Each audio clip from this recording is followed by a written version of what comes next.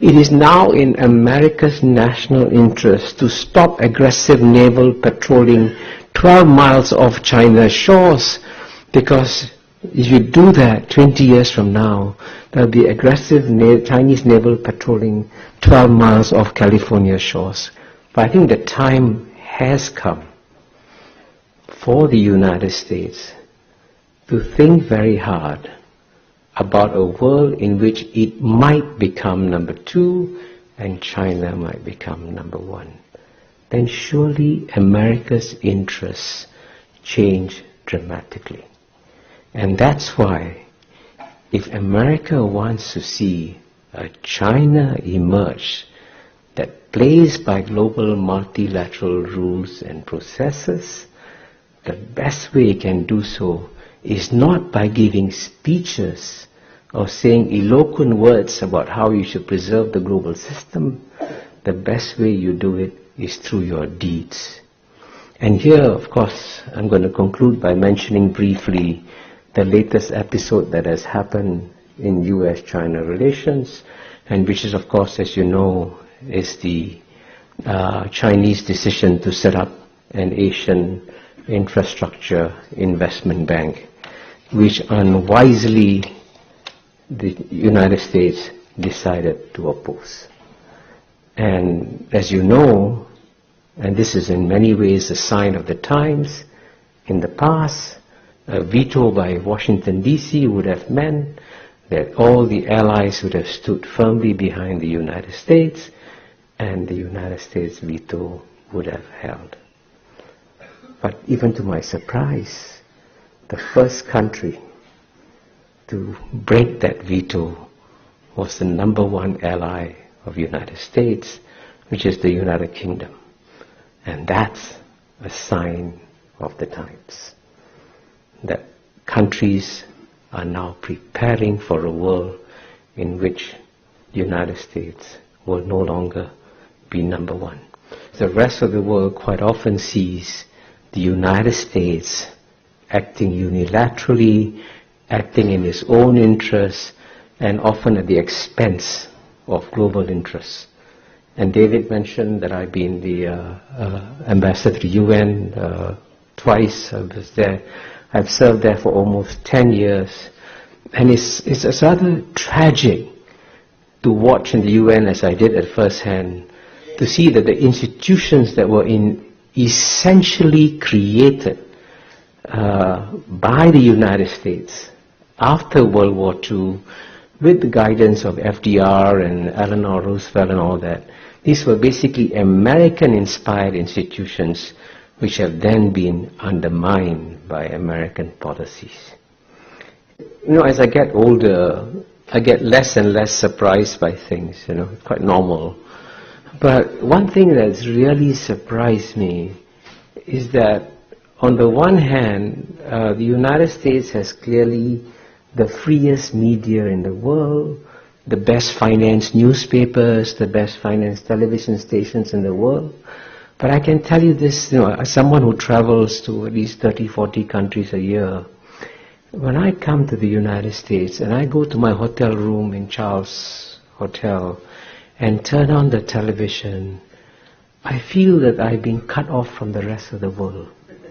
And literally, the insularity of the American discourse is actually frightening. And this is also true, by the way. I mean, I've said this to my friends there anyway in New York Times. This is true of the New York Times. This is true of the Washington Post. This is true of the Wall Street Journal. There is an incestuous, self-referential discourse among these newspaper journalists and so on and so forth. And they reinforce each other's perspectives and end up misunderstanding the world. Because the one key point I emphasize is that the era of Western domination of world history was a 200-year aberration. It's coming to an end. And as a result of it, you've got to learn to understand non-Western perspectives in the world. And it's actually quite frightening that in many ways I find American intellectuals behind intellectuals, including in Serbia, where I just was, or Greece, or in Istanbul, because they are much more aware of what's happening in the world than most American intellectuals are. I don't know how to solve that problem. But unlike the United States of America, the Chinese do not believe in proselytizing their beliefs. They do not believe that you have to copy or emulate them to succeed. And they also believe that it is far better for people to admire and respect them for their deeds rather than to pay attention to their words. So in a sense, we will have a very different world when the world's number one power in the world is no longer a missionary power in the world. That, if you look back over the longer history of China over the past 2,000 years or so, it's actually surprising how few military adventures the Chinese had overseas. And in general, they have actually, as you know, within the Chinese Confucian ethos, the guy who's a soldier is at the bottom of the value chain. And I want to emphasize, since I come from Singapore, and Singapore and Hong Kong are seen as competitors all the time, it is actually in Singapore's national interest to see Hong Kong thrive and succeed, because we need competition from another city-state, and therefore we can both do equally well. I mean, Singapore will not just survive, Singapore will do very well. Because, Mr. Lee Kuan Yew and the founding leaders of Singapore created some of the strongest institutions in the world in some areas. The quality of mind of the Singapore civil service, I think, is number one in the world. The quality of mind of the Singapore judiciary is also probably number one in the world. The quality of the Singapore military is probably among the top 10 in the world. Singapore's education system is already ranked among the top 3 or 4 in the world. We have the world's best airport, the world's best functioning port. So we have created a whole ecosystem of excellence in Singapore.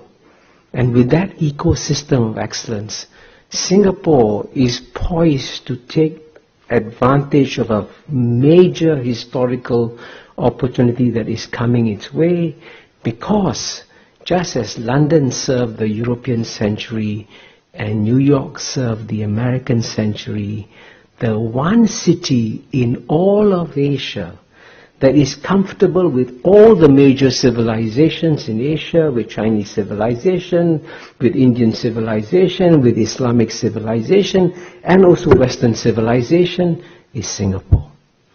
So Singapore is going to become the New York of the Asian century. So it's a great time coming ahead for Singapore. And you can read in, whatever, Wall Street Journal, New York Times, Economist, there's this constant belief that the best thing that can happen to China is to have a collapse of the Chinese Communist Party and have a democratic system. The one slightly provocative point I'm going to make here is, be careful what you wish for. Because if the Chinese political system becomes more democratic, it could very well become far more nationalist and far more aggressive as a power.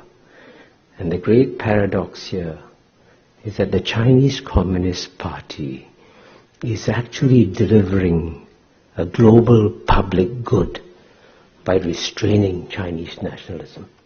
And if you didn't have a strong Chinese Communist Party in charge, you might actually get a more nationalist, a more assertive China. I know when I first went to China in 1980, there wasn't a single Chinese tourist leaving China.